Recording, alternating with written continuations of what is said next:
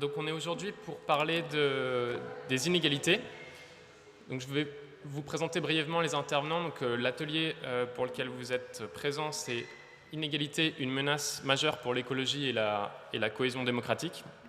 Donc on a à ma gauche Fanny Henriet, professeur associé à Paris School of Economics, et à ma droite Quentin Parinello, donc responsable de plaidoyer justice fiscale et inégalité chez Oxfam France. Merci à eux d'être parmi nous. Juste pour vous signaler des éléments importants auxquels ils ont contribué récemment, que vous pouvez retrouver notamment sur l'événement Facebook de l'atelier qu'on mettra sur le site de la commission économie de ELV. Donc c'est le rapport d'Oxfam Climat et inégalité, plaidoyer pour un budget vert et juste, qui a été co-rédigé avec ATD Quart-Monde, le réseau Action Climat, donc Oxfam et le Secours catholique, de septembre 2019. Il y a également un outil intéressant sur Internet sur la taxe carbone, un outil interactif où on peut regarder quel serait l'effet de la taxe carbone sur nous avec différents niveaux de redistribution. Donc vous aurez le lien sur le site de la Comeco. Et donc du côté de Fanny Henriet, donc un rapport du CAE, Conseil d'analyse économique, donc pour le climat, une taxe juste ou juste une taxe, pas juste une taxe, pardon. Donc publié en mars 2019 avec Dominique Bureau et Kathleen Schubert. Alors, pour vous donner une petite introduction avant de donner la parole à Quentin puis à Fanny, pourquoi est-ce que les inégalités sont une menace ? Je vois au moins deux raisons principales. D'une part, parce que ça menace la cohésion démocratique et ça pousse les populations les plus défavorisées vers les extrêmes. Et d'autre part, parce que pour les écolos, c'est en particulier un problème parce que ça mine l'acceptabilité politique de certaines mesures fiscales et d'autres mesures dont on a besoin pour la transition écologique. C'est ce qu'on a vu notamment avec, en partie, l'exemple des Gilets jaunes. Maintenant qu'on a expliqué pourquoi c'était une menace, donc cet atelier, les objectifs, c'est de travailler sur nos idées pour réduire les inégalités, dans l'objectif de proposer quelque chose en 2022 notamment, au niveau législatif, et donc d'avoir l'avis d'experts externes sur ces éléments programmatiques. Donc on ne va pas parler du programme exact de chacun des différents partis, mais discuter des idées et voir c'est quoi les forces-faiblesses. Donc avant d'aller sur ça, quelques éléments de contexte sur les inégalités en France. Donc l'Observatoire des inégalités nous rappelle que dans son rapport sur les riches en France de 2020, nous rappelle que 9 millions de personnes vivent avec moins de 60% du SMIC, c'est-à-dire moins de 1026 € par mois. Donc c'est près d'une personne sur 7. Donc ça veut dire que dans la salle et dans les personnes qui nous regardent en ligne, on aurait, si on était représentatif de la France, une personne sur 7 avec moins de 1026 € par mois.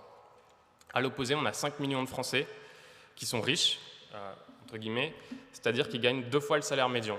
Donc est-ce que vous avez une idée de ce que ça représente, 2 fois le salaire médian ? C'est 3 470 € par mois. Donc je ne sais pas combien il y a de personnes dans la salle qui sont au-dessus de ça, mais ils peuvent se considérer, entre guillemets, comme riches. Donc, évidemment, ce ne sont pas des ultra riches, mais c'est déjà des privilégiés, puisque c'est mieux que les 10% les plus riches. Puisque les 10% les plus riches en France, en termes de revenus, c'est 3 184 € par mois. Donc 90% des gens vivent avec moins que ça. Ça, c'est pour les revenus. Ensuite, il y a les inégalités de patrimoine. Donc les inégalités de patrimoine, c'est toutes les maisons, les capitaux, etc. qu'on possède. Et la situation est encore plus inégalitaire pour les patrimoines que pour les revenus. Donc les 50% les plus pauvres en patrimoine disposent de presque aucun capital net, c'est-à-dire ce qui possède moins les dettes, c'est quasiment zéro. Le français médian, c'est 120 000 € de patrimoine et on a 4% des ménages qui sont millionnaires.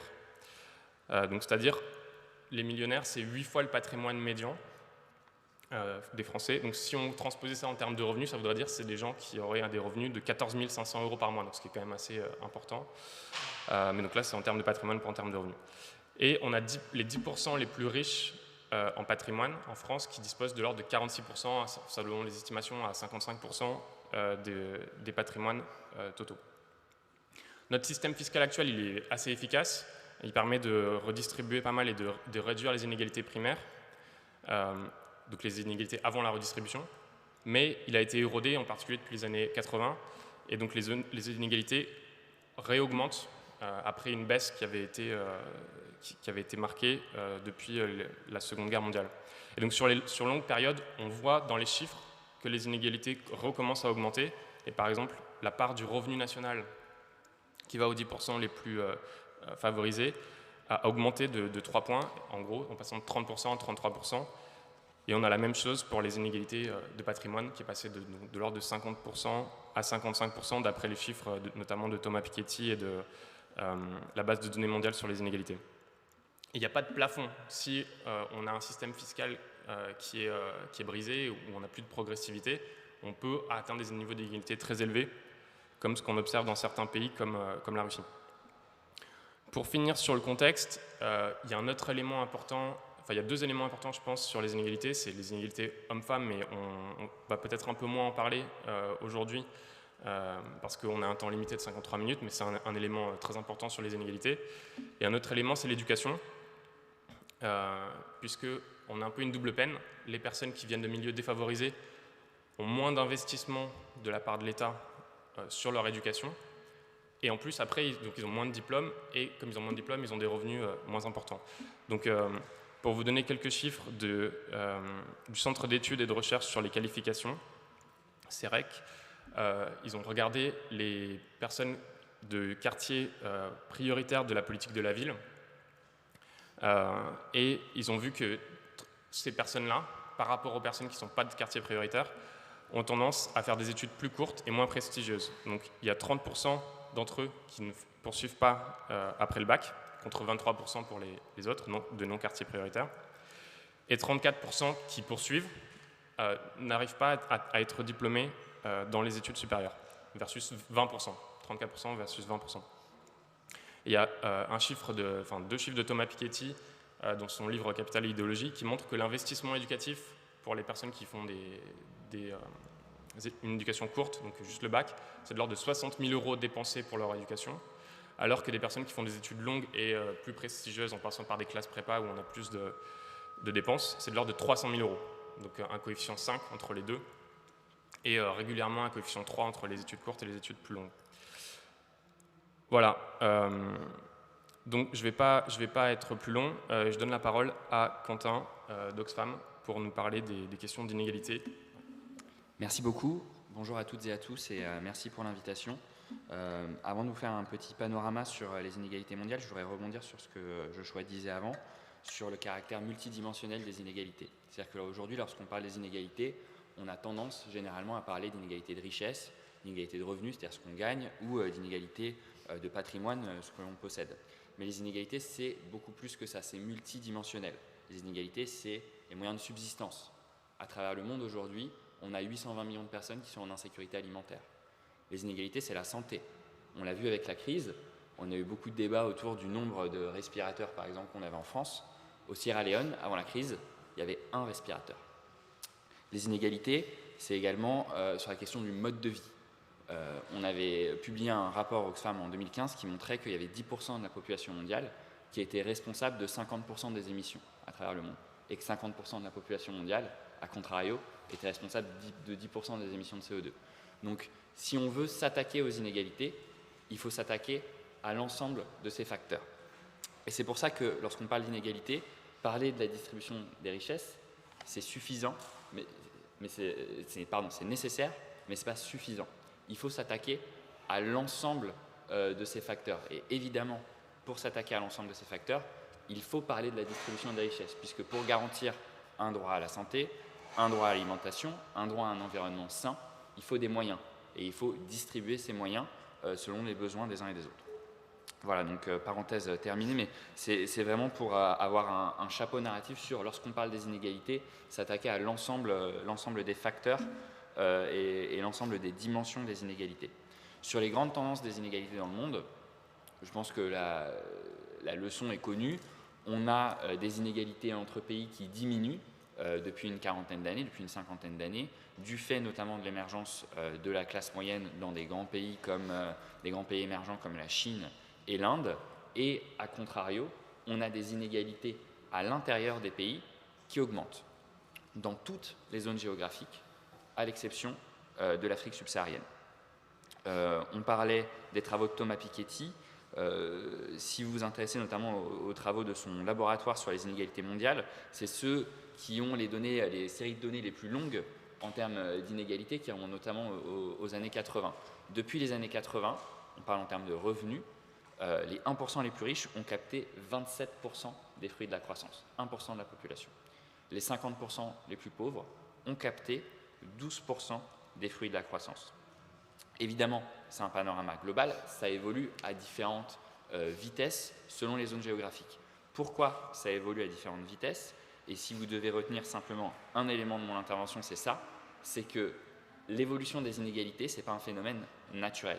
C'est le résultat de choix politiques. C'est le résultat de choix politiques qui influencent le cadre économique, qui influencent le cadre légal dans lequel on évolue toutes et tous. Notre travail à Oxfam, c'est notamment de documenter ces inégalités, leurs évolutions, et de proposer des alternatives politiques pour justement réguler ce cadre économique, ce cadre légal, afin de diminuer les inégalités et lutter contre la pauvreté dans l'ensemble des facettes. Donc pas simplement les inégalités de richesse, mais les inégalités d'accès au droit à l'alimentation, droit à la santé, droit à un environnement sain, notamment, droit à l'éducation, pour reprendre notamment ce dont on va parler un petit peu plus tard. Sur les causes, on a notamment un modèle économique qui favorise d'une part l'accaparement des richesses entre les mains d'un petit nombre de personnes, généralement des hommes, et qui, de l'autre côté, ne rémunère pas les métiers en fonction de leur utilité sociale. On l'a vu, on l'a répété pendant la crise, que la rémunération d'un certain nombre de métiers n'était pas faite en fonction de leur utilité sociale. De l'autre côté, on avait, avant la crise, un peu plus de 2150 milliardaires dans le monde. Sur ces 2150 milliardaires, on avait un tiers de ces milliardaires qui détenaient leur fortune du fait d'un héritage et un autre tiers qui détenaient leur fortune du fait soit d'un monopole, soit de ce qu'on appelle en anglais crony capitalism, donc de connexion avec le gouvernement et d'intérêt. C'est un cadre légal qui favorise l'accumulation de richesses entre les mains de quelques-uns. Donc c'est une première cause. Une deuxième cause, sur le niveau d'inégalité actuel, c'est notamment un modèle redistributif qui est fragilisé à travers le monde. On parlait de la France n'est pas une exception, et il y a une tendance générale à travers le monde de diminution des impôts sur les personnes les plus riches, avec une véritable idéologie derrière de dire diminuons leurs impôts pour investir, et avec des vraies questions derrière sur oui mais c'est quoi l'investissement, à quoi ça sert, quel investissement, qu'est-ce qu'on veut comme investissement, qui n'est que très rarement posé. Et par ailleurs, une contribution, notamment des grandes entreprises, qui est à la baisse, du fait d'un phénomène qui est documenté aujourd'hui, qui est le phénomène de l'évasion fiscale. On a des règles fiscales qui permettent à des grandes entreprises d'échapper pour partie à leurs contributions fiscales, et en réaction du fait de politiques fiscales d'un certain nombre de pays qui ne sont pas des paradis fiscaux, mais qui réagissent à ces politiques fiscales en abaissant leurs propres taux. Et encore une fois, la France est un bon exemple. Au début du quinquennat, le gouvernement a décidé d'abaisser de 8 points l'impôt sur les sociétés. Le gouvernement vient d'annoncer une baisse sur les impôts de production, et ça crée ce qu'on appelle dans le jargon une course au moins-disant fiscal. Parce que ce dont on ne parle jamais, c'est que lorsque la France baisse son impôt sur les sociétés, les États-Unis réagissent et baissent également leur impôt sur les sociétés. Puis le Royaume-Uni réagit et baisse également son impôt sur les sociétés. L'Allemagne réagit, l'Italie réagit. Et on se retrouve au bout de 5-6 ans avec un impôt sur les sociétés qui finalement est toujours plus haut que les autres, avec une course au moins-disant fiscal. Il y a une ONG qui s'appelle Eurodad qui a calculé que si on continuait sur la même tendance de baisse de l'impôt sur les sociétés, les entreprises ne paieraient plus d'impôts sur leurs bénéfices d'ici 2050. Donc c'est un modèle d'attraction de la croissance et des investissements qui n'est pas soutenable. Juste pour finir et pour laisser la parole à Fanny derrière, on a documenté l'impact des inégalités. On en a parlé. Les inégalités, comment dire, tout le monde doit s'en soucier. La crise a mis en lumière les failles de ce modèle économique qu'on a, qui crée des inégalités phénoménales en temps de croissance, au prix d'ailleurs d'une croissance extrêmement carbonée, et qui expose les plus vulnérables en temps de crise. Mais ces inégalités, c'est aussi l'affaire des plus riches. Il y a des travaux notamment d'un économiste qui s'appelle Wilkinson qui montrent que même les plus riches, dans les pays très inégalitaires, sont en moins bonne santé que dans un pays plus inégalitaire. Et par ailleurs, on le dit et on le redit, il n'y a pas de profit à se faire sur une planète morte, donc les inégalités sont un sujet également pour la transition écologique. Et donc aujourd'hui, on est finalement face à un choix, continuer à miser sur une croissance du PIB, une croissance de la production, et donc sur un modèle économique qui dit on va faire grossir le gâteau, et finalement en faisant grossir le gâteau, même les plus petites parts vont grossir pour faire diminuer la pauvreté, ou au contraire, miser sur un modèle économique plus juste, plus durable, qui partage mieux les richesses et qui tienne compte des limites de notre planète et de nos ressources. Et c'est de cette manière-là qu'on réussira une transition écologique juste et durable. Je vais laisser la parole à Fanny dans 20 secondes, juste pour dire des pistes de réflexion, notamment pour la fin et les questions. À notre sens, il y a 3 éléments à avoir en tête. Un, c'est du coup d'avoir une autre boussole politique que le PIB. On en parlait dans l'atelier d'avant, mais d'avoir une boussole politique qui tienne compte d'un socle de droits fondamentaux, mais également des limites de nos ressources planétaires, d'avoir un modèle économique plus durable, qui partage mieux ses richesses, et un modèle de redistribution qui permette de financer des filets de sécurité sur l'ensemble des facettes des inégalités, et pas simplement sur les inégalités de richesse. Merci beaucoup.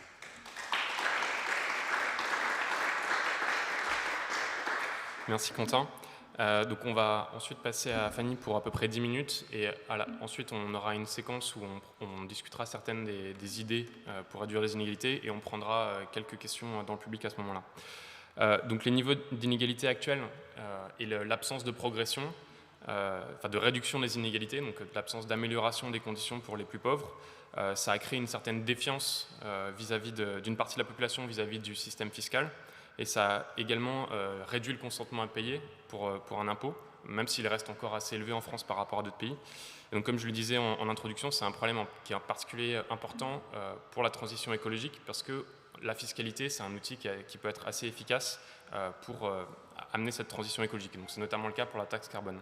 Donc, Fanny, je vous laisse la parole par rapport à ça. Oui, effectivement. Donc, ce que Quentin disait tout à l'heure, c'est que les inégalités sont aussi un sujet important pour la transition écologique.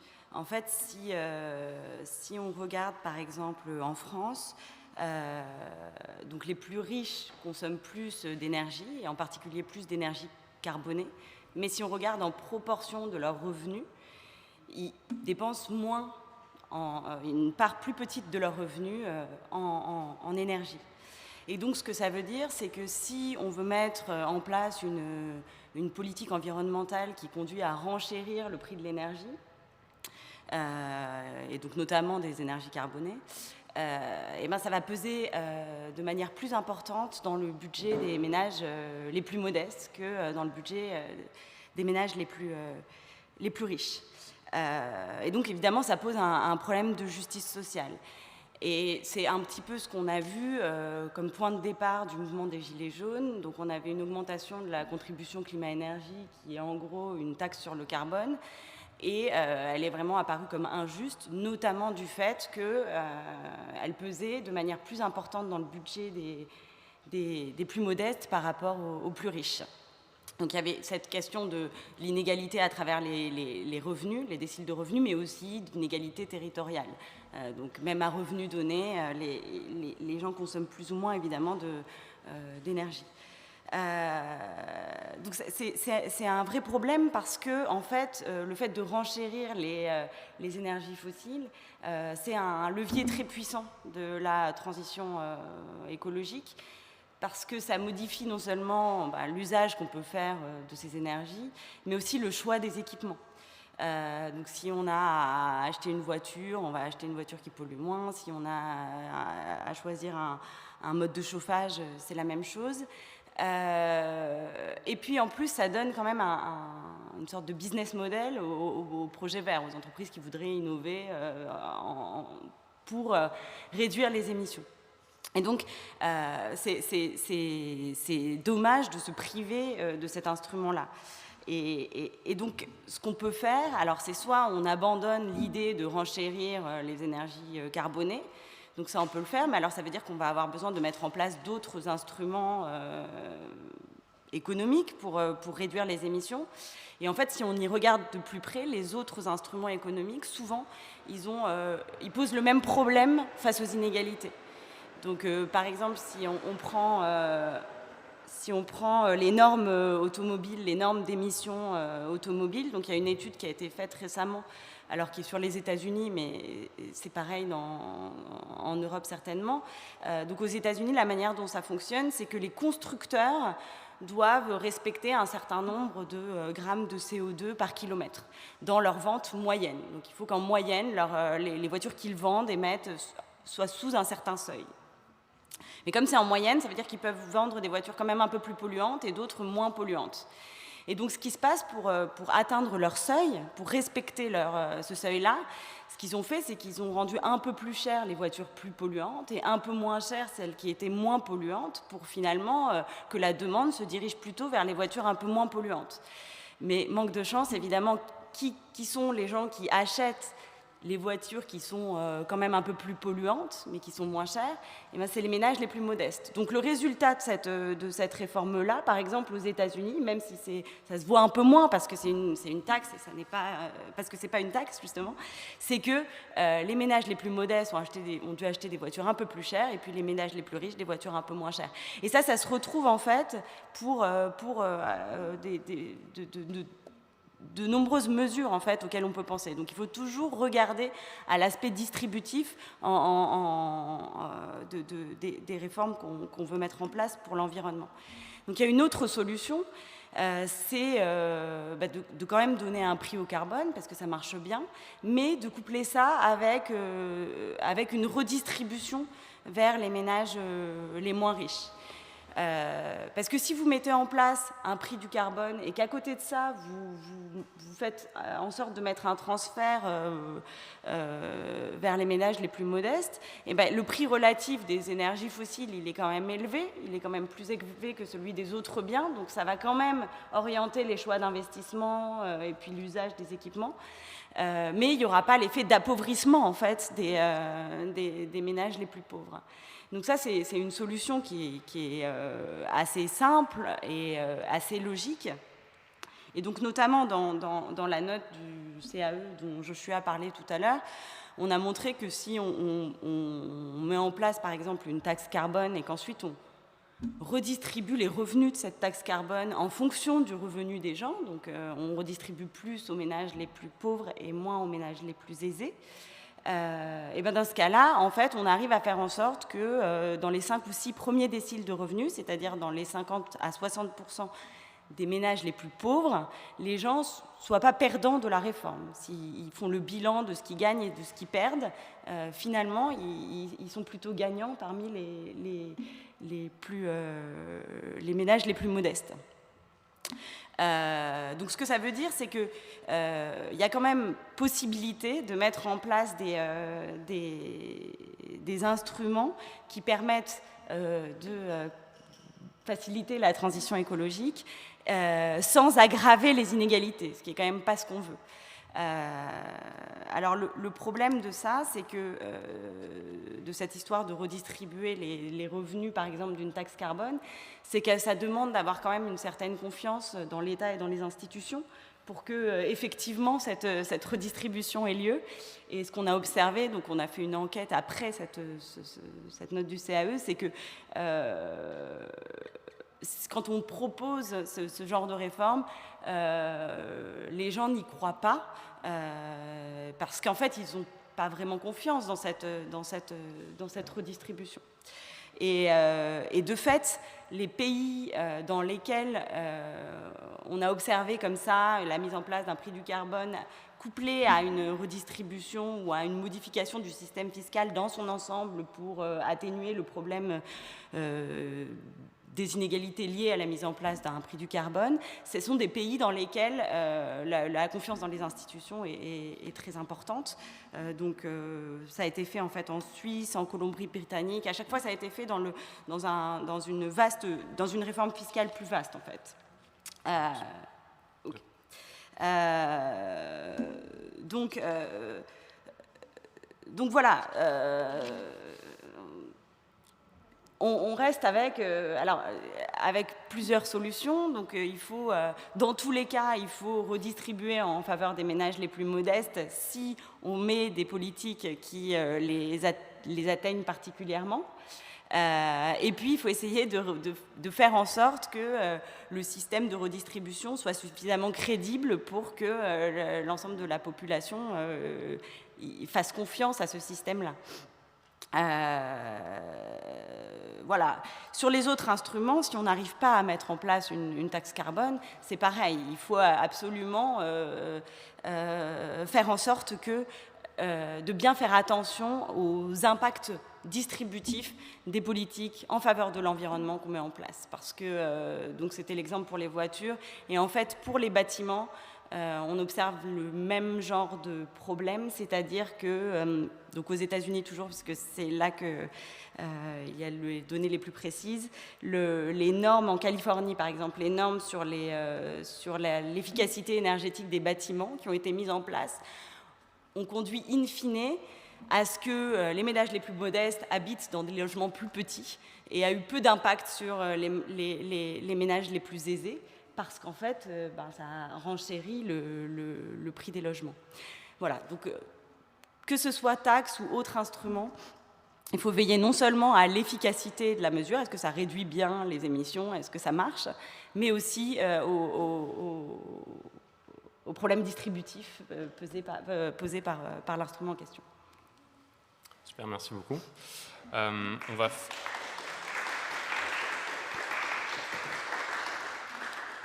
On va maintenant faire deux blocs. Donc, un premier bloc où on va parler des mesures fiscales pour réduire les inégalités et des mesures liées à l'éducation.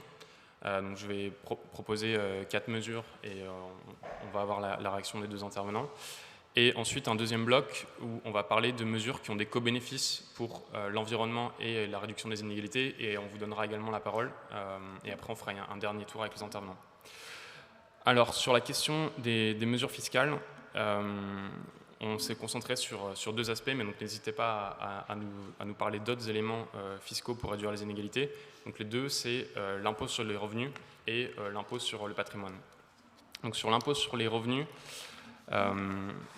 on a actuellement on a eu depuis les années 80 une réduction de la progressivité de l'impôt sur le revenu, avec une réduction du nombre de tranches et une réduction du taux marginal, parce qu'on l'a un peu oublié, mais en réalité, pendant plus de 10 ans, et dans de nombreux pays, y compris aux États-Unis, le taux marginal le plus élevé était de l'ordre de 80%, voire plus, alors que maintenant, il est plutôt aux alentours de 45%.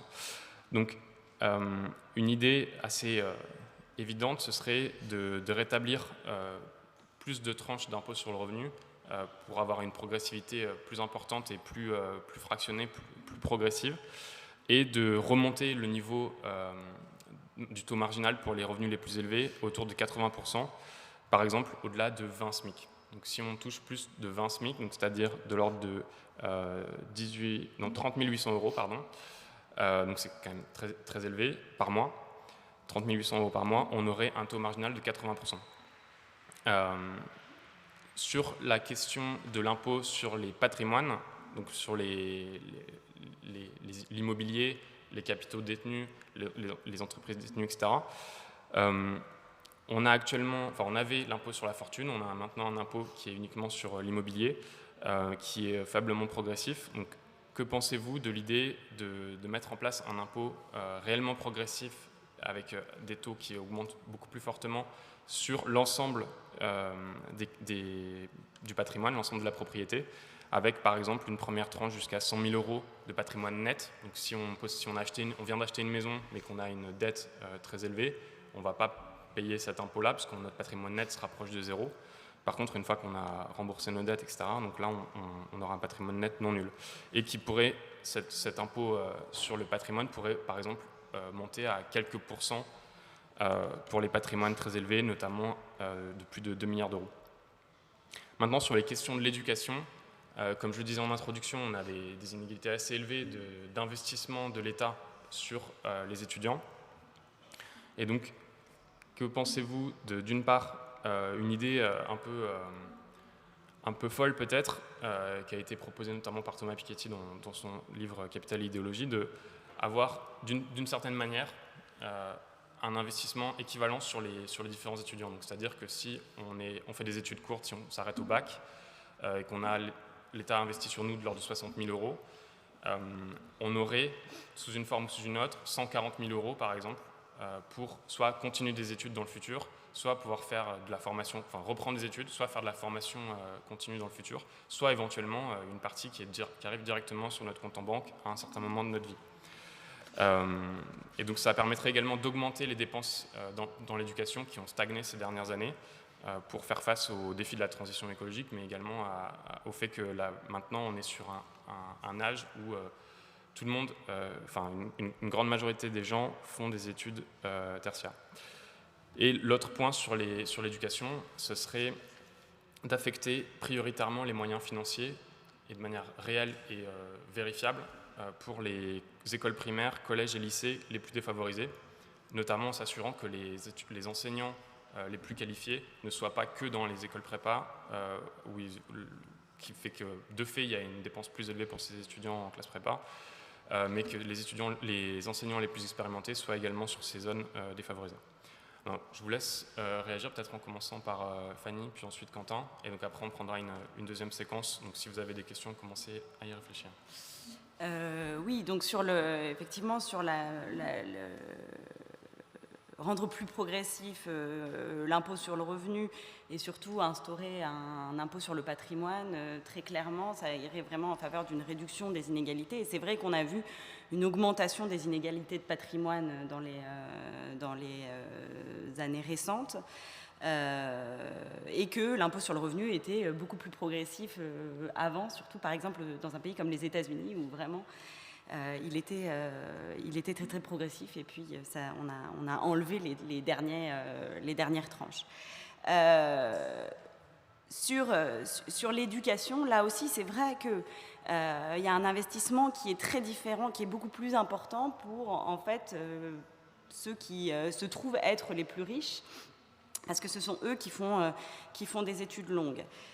Sur l'idée donc de faire un investissement équivalent, pourquoi pas? Il faut simplement faire attention à ce que ça ne décourage pas les gens de faire des études. C'est-à-dire si on vous dit soit vous faites des études, soit on vous donne 120 000 euros, peut-être que ça peut un peu changer le choix de certaines personnes et qui vont préférer avoir 120 000 euros plutôt que de faire des études longues. Donc il faut faire un petit peu attention aux effets incitatifs de ce genre de mesures. Et on pourrait se dire, bon, de toute façon, ils vont quand même faire des études parce que les salaires sont plus élevés.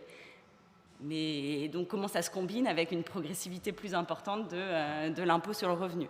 Donc dans tous les cas, rééquilibrer, je pense qu'effectivement, ça c'est quelque chose qu'il faut faire. Il faut quand même faire attention à cet aspect-là. Est-ce que ça ne va pas décourager certaines personnes de faire des études alors qu'en fait, on aimerait qu'ils fassent des études. Et puis enfin, sur les écoles primaires et les lycées, là aussi, c'est sûr qu'il faudrait mettre plus de moyens dans les endroits défavorisés, que ce soit via des enseignants plus expérimentés, mais aussi et surtout via des classes de plus petite taille, puisqu'on a montré que ça marchait très bien en fait. Ça marchait peut-être même mieux, c'est-à-dire qu'en fait, il y a des études qui ont montré que avoir un enseignant plus expérimenté et meilleur, en tout cas plus expérimenté, c'est surtout utile pour la tête de classe, alors qu'avoir moins de personnes par classe, c'est surtout utile pour l'ensemble des élèves. Donc voilà, on peut faire les deux, mais ce qui est sûr, c'est que là aussi, il ne faut pas rester dans cette situation absurde où on dépense plus pour les élèves les plus favorisés. Quentin ? Pour rebondir, alors évidemment d'accord avec Fanny sur à la fois l'impôt sur le revenu et l'impôt sur le patrimoine, ce qui c'est un peu un cache-sexe pour ne pas dire ISF, qui est du coup l'impôt sur les grandes fortunes. Alors cet ISF, il avait des failles, donc il ne s'agit pas de remettre en place un impôt tel qu'il existait, mais le fait de taxer les grandes fortunes à la fois sur l'immobilier et sur le capital, c'est un enjeu de réduction des inégalités. Et l'approche qui a été adoptée en 2017, ça a été de dire on ne taxe plus parce qu'on va faire confiance que cet argent va être investi. Ça pose 2 problèmes. Déjà, le problème de c'est quoi l'investissement qu'on veut. Est-ce qu'on veut tous les investissements? C'est-à-dire qu'une personne qui auparavant payait l'ISF, mais qui dit non, mais vous inquiétez pas, je vais investir, mais je vais investir dans des avions de chasse, dans des bombes, dans du militaire. Est-ce que c'est un investissement qu'on veut? Est-ce que c'est la croissance qu'on veut? Et puis, in fine, aussi, il y a la question de la confiance. C'est-à-dire qu'on leur fait confiance pour investir, alors qu'il peut y avoir des dispositifs d'incitation fiscale à l'investissement. Lorsqu'il y a un ISF, ça existait d'ailleurs, ça peut être amélioré, il y avait des dispositifs d'incitation d'investissement dans les PME. Donc il faut penser l'impôt sur les grandes fortunes de manière plus large. Et de manière générale, il faut penser le système fiscal de manière connectée. C'est-à-dire que si on baisse l'impôt d'une catégorie, les entreprises par exemple, ça doit être compensé quelque part. Ça doit être compensé en augmentant les impôts d'une autre catégorie, ou ça doit être compensé en coupant les services publics, la dépense publique. Donc, si l'on pense impôt sur le revenu, si on pense augmenter l'impôt sur le revenu, effectivement, aller chercher des nouvelles tranches, c'est une manière d'augmenter la progressivité de l'impôt. Mais par ailleurs, ça ne doit pas nous dispenser de penser à l'impôt sur les sociétés, qui est en baisse constante depuis quelques années, que ce soit en termes de recettes ou en termes de taux.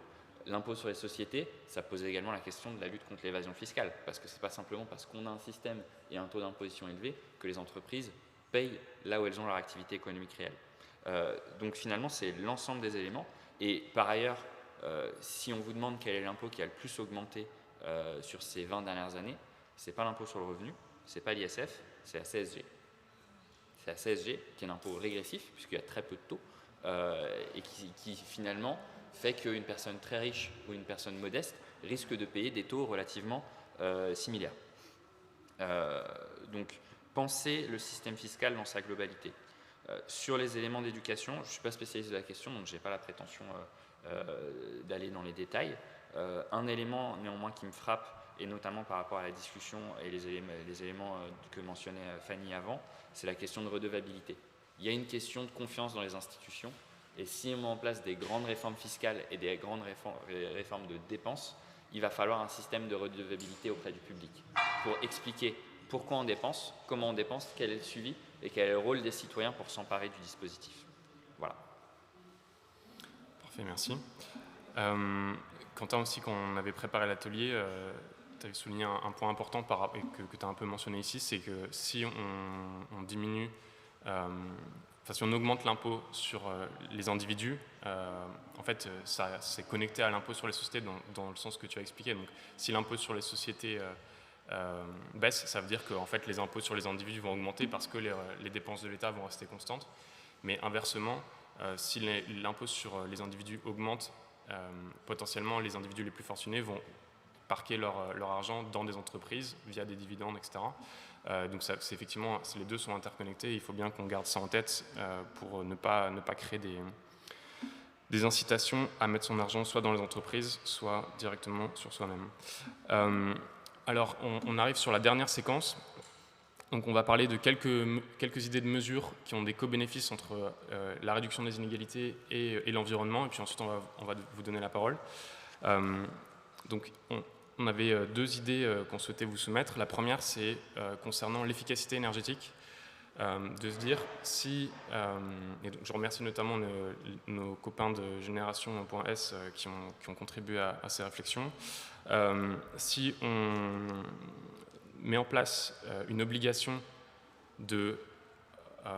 d'avoir des logements qui sont en catégorie A, B ou C d'étiquette énergétique pour pouvoir les louer, donc tous ceux qui sont en D ou pire ne peuvent pas être loués par exemple, ou si on envisage sous un autre dispositif avec une taxation qui est différenciée, donc les logements A sont moins taxés et les logements à passoires énergétiques sont plus taxés.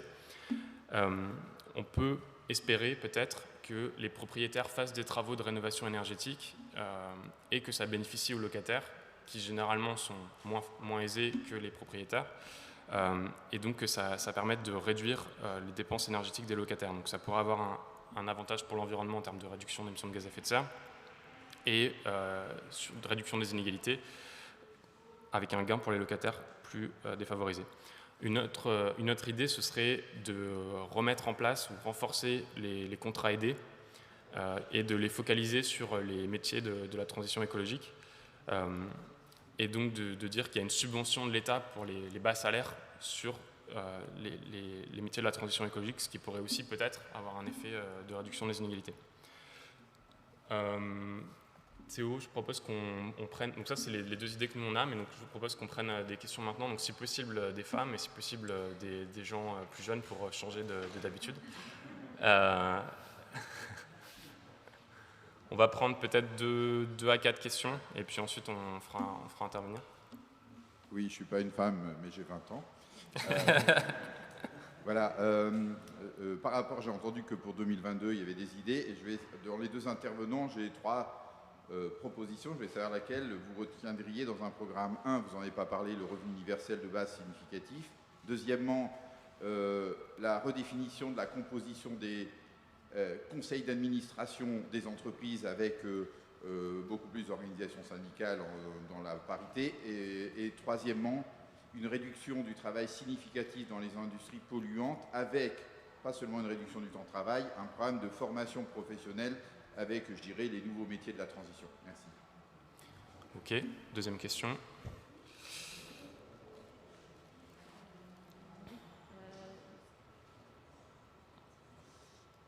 J'avais une question sur les impôts sur le revenu. Moi, ce qui me dérange, c'est le côté équitable qui avait initialement parlant, qui a complètement disparu. Il y a la notion d'équité, en fait, en vérité, de chacun contribue à la hauteur de ses revenus. Je voulais préciser aussi sur l'éducation que les élèves les plus défavorisés, c'est pas forcément plus pour eux. Je suis parent d'élèves élus depuis longtemps et en vérité, en Seine-Saint-Denis notamment, je suis du 93, on envoie des enseignants qui passent un concours bis qui est moins fort que le concours initial. Donc non seulement on envoie des enseignants moins capés, mais moins bons. Donc ça, c'est le premier point. Donc il y a une rupture d'égalité, notamment concernant l'éducation publique. Et donc une espèce d'éducation low cost. Et il y a la réduction du nombre des élèves, on l'a bien vu avec la réforme Macron, sur les CP et CE1. Il y a une réalité de terrain immobilière notamment qui fait que c'est devenu très complexe de réduire des classes à 20. Enfin, il y a pour les écoles déjà construites, c'est particulièrement difficile. Donc ma question était comment revenir à une contribution plus équitable, aussi bien de la part des riches que de la part des moins riches. Parce qu'on a vu que la CSG, et pas que, était particulièrement inégalitaire. Je vais prendre 2 autres questions très courtes. Il y avait le monsieur et une derrière. Oui, Jacques Bucky, j'ai été en son temps représentant des maires de France au débat national sur la transition énergétique et expert au comité de pilotage de la loi. Et je ne vais pas rentrer dans les détails, simplement de dire qu'il y a 2 grandes approches que l'on peut imaginer pour l'écologie. C'est celle qui donnerait le sentiment d'être punitive et de faire payer et de façon privilégiée penser taxes. Mais personnellement, je préfère l'écologie qui récompense et qui est pertinente. Et à ce titre-là, je voudrais simplement signaler, je précise que c'est aussi mon métier, je voudrais préciser qu'aujourd'hui, et très peu de personnes le savent, il est par exemple possible de rénover bien des habitats sans que cela coûte aux propriétaires et aux locataires. Possible également dans des collectivités publiques de rénover, et je le vis actuellement avec une commune, elle rénove 8 bâtiments publics dont les écoles sans que ça lui coûte d'argent. Tout ça simplement en ayant une approche différente du sujet et en allant chercher tout un tas de solutions qui existent mais qui malheureusement sont méconnues. Et donc je pense, moi, qu'il est préférable, avant de penser taxes et impôts, de pousser toutes ces solutions qui existent aujourd'hui en France. Et Julien Bayou l'a très bien dit il n'y a pas très longtemps à la télévision. Le potentiel est là, l'argent est là, les techniques sont là, simplement personne ne le sait. Et je pense que c'est là-dessus qu'on devrait porter notre effort pour que les gens sentent que nous sommes à leur côté pour diminuer les difficultés qu'ils rencontrent et pour également faire en sorte que notre société change, que notre territoire change, qu'il devienne à la fois plus durable, plus éco-responsable. Merci. Une dernière question. Bonjour. On parle souvent que sur les inégalités hommes-femmes et tout ça. Et c'est connu aussi que le travail du care est vraiment important et pas il n'y a pas de salaire, il n'y a pas une reconnaissance économique pour le travail du care qui est souvent fait par les femmes. Et je voudrais savoir, selon vous, quelle serait la solution possible de réduire ces inégalités dans l'économie. Ok, merci. Il nous reste 8 minutes. Donc on a la question de l'efficacité énergétique, location que j'ai évoquée, les emplois aidés, le revenu universel. Je pense qu'on ne va peut-être pas entrer trop sur ce sujet parce que c'est un sujet très complexe et je crois qu'il y a eu un autre atelier sur ça. La composition des conseils d'administration, plus d'implication des salariés et des syndicats, la réduction du temps de travail et la formation dans les métiers de la transition, la question de comment rendre les impôts plus équitables et la question de l'éducation. Donc, juste pour préciser sur l'éducation, c'est bien ce qu'on disait, c'est qu'actuellement, les quartiers prioritaires en fait, reçoivent moins d'investissements et l'idée, ce serait d'avoir réellement un rééquilibrage. La question du punitif versus récompense et d'utiliser les techniques existantes et quelles solutions pour réduire les inégalités hommes-femmes et car. Donc peut-être Quentin. D'accord, je vais faire un petit panorama, je suis désolé si je passe vite, mais du coup pour laisser du temps de parole à tout le monde. Déjà un élément sur tous les éléments de transition et de financement, c'est pas uniquement, et vous avez absolument raison, un enjeu de redistribution, il faut absolument travailler sur une alternative. Parce que si on ne propose pas d'alternative, on se retrouve encore une fois avec un scénario taxe carbone, où on dit, très bien, on va redistribuer une partie, même quand bien même on a une taxe carbone très redistributive, on enferme une partie de la population dans une subvention de comportements qui sont très carbonés sans proposer d'alternative. Par exemple, les transports pour aller au travail étant un exemple qui est assez connu. Le problème, c'est que la temporalité de création de ces alternatives, ce n'est pas la même que la redistribution. C'est-à-dire que le temps de créer une alternative, le temps de créer un grid de transport qui permette facilement, de manière déterritorialisée, d'accéder au travail sans prendre la voiture, ça prend beaucoup plus de temps que de faire une politique de redistribution. Mais il ne faut absolument pas s'en affranchir, sinon on risque d'avoir le même problème que la taxe carbone. Donc je pense que c'est pertinent à la fois sur les questions de logement, donc également repenser, travailler l'alternative, pas forcément simplement sanctionner un propriétaire en disant si vous êtes en E ou en F, mais également proposer des aides de l'État pour aider à la transition des bâtiments. Et monsieur le disait, il y a des aides qui existent et il y a tout un travail de démocratisation et de popularisation de ces aides qu'il y a à faire. Sur le renforcement des contrats aidés, tout à fait, on est absolument dans l'approche multidimensionnelle que je mentionnais au début. Les inégalités, ce n'est pas simplement les richesses, c'est l'éducation, c'est la formation et c'est une manière indirecte de réduire les inégalités in fine de richesse et de revenus. Sur la question que posait monsieur sur le choix, je vais botter en touche et pas faire de choix, mais dire que les 3 éléments sont intéressants. Sur celui que je connais le mieux, c'est-à-dire la composition des conseils d'administration, on est absolument aussi dans la question des choix politiques. Ce n'est pas simplement des choix de l'État, c'est aussi des choix d'acteurs privés. Et ces choix d'acteurs privés, ils sont extrêmement influencés aujourd'hui dans des conseils d'administration où l'expertise, c'est une expertise qui est financière, une expertise qui est économique, RH, mais qui n'est pas une expertise environnementale, qui n'est pas une expertise RSE, qui n'est pas une expertise de droit du travail. En France, on a environ, dans les conseils d'administration des grandes boîtes, environ 10% de salariés. En moyenne, en Europe, c'est 33%. Donc on est très en retard sur la question. Et il ne s'agit pas simplement de mettre des salariés, il faut penser plus largement sur l'ensemble des parties prenantes d'une entreprise, que ce soit des citoyens engagés, des représentants de l'environnement, etc. Il faut penser beaucoup plus largement.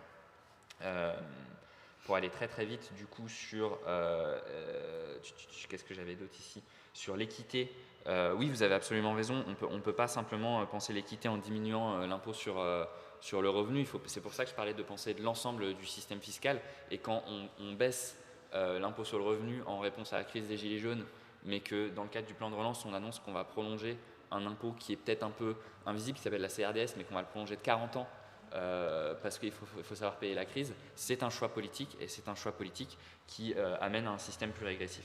Et très très très rapidement, écologie punitive versus écologie qui récompense, je l'ai déjà dit, la question c'est de proposer des alternatives en même temps, mais on ne peut pas simplement mettre en avant le vert, il faut aussi dire attention, il y a du brun, et le brun il faut le diminuer de plus en plus. Et enfin sur l'inégalité femmes-hommes, vous avez absolument raison, le travail du CARE c'est fondamental. On a aujourd'hui toute une partie d'un travail domestique non rémunéré, en France, ça équivaut, pour un ordre d'idée, environ à 15% du PIB. Donc c'est massif. Il y a des éléments, des solutions politiques. Ça commence déjà au niveau de la naissance de l'enfant. Le congé paternité, aujourd'hui en France, il est ridicule. Il va être prolongé. On va arriver, le gouvernement table sur 4 semaines. À Oxfam, on demanderait au moins 6 semaines. C'est le scénario le plus ambitieux. Et ça permettrait d'avoir un véritable partage des tâches dès la naissance de l'enfant. Ça ne se fait pas qu'au niveau de la naissance de l'enfant, évidemment. Et c'est un sujet encore plus prégnant au niveau des pays en développement, notamment, où ce sont les femmes qui vont chercher le bois ou l'eau. C'est du temps pour aller chercher des ressources qui sont nécessaires au foyer. Et c'est du temps qui n'est pas valorisé monétairement. Donc c'est un sujet non seulement France, mais un sujet international. Voilà, je suis désolé, j'ai un peu survolé, mais c'était pour laisser du temps à Fanny pour conclure. Peut-être en se concentrant juste sur quelques points, parce que... Oui, alors pour l'efficacité énergétique, pourquoi pas? Il faut toujours faire attention à la même chose, c'est que ça augmente pas particulièrement le loyer des personnes les plus modestes. Parce qu'en fait, ce qu'on observe, c'est que quand par exemple, on augmente les APL, en fait, ça va dans la poche des propriétaires. Les propriétaires augmentent les loyers. Donc en fait, les travaux de rénovation énergétique, s'ils sont obligatoires et que les propriétaires le font, ils risquent aussi d'augmenter les loyers et de le faire payer aux locataires. Donc il faut toujours faire attention aux impacts distributifs des mesures qu'on met en place. Sur le congé paternité, je suis tout à fait d'accord. Il faudrait commencer par ça et qu'il soit aussi long au moins que qu'il soit aussi long que le congé maternité. Mais effectivement, c'est juste une première étape essentielle. Sur le revenu universel, pourquoi pas, les conseils d'administration des entreprises, je pense qu'effectivement, il va falloir passer par là. La diminution du temps de travail dans spécifiquement les entreprises polluantes, je ne sais pas trop si c'est comme ça qu'il faut faire, il faut encore réfléchir, mais il faut... Pourquoi pas? Il faut tout essayer et voir ce qui marche ou pas. Voilà. Ah oui, sur l'approche punitive, taxe ou subvention, on peut subventionner les alternatives, ce qui est plus ou moins équivalent à taxer les choses carbonées. Les subventions, il faut les financer d'une manière ou d'une autre. Donc, voilà. Ce qui compte de toute façon, c'est que ça coûte plus cher d'utiliser quelque chose de carboné que de pas carboné. Et peut-être pour rebondir sur ce qu'on avait dit quand on préparait l'atelier sur la question de l'efficacité énergétique, en plus de l'effet que les propriétaires peuvent augmenter les loyers, il peut aussi avoir un effet de, si par exemple on dit A, B, C, on peut louer, tous les propriétaires se mettent à C au final. Voilà. Et au lieu de faire des rénovations énergétiques, ils ne les font plus.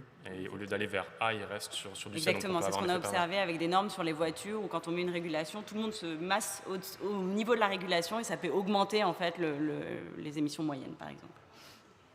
Voilà. Merci. Il nous reste 15 secondes, donc je vous propose d'applaudir. 1 minute. Ouais, je vous propose d'applaudir les intervenants. Et donc,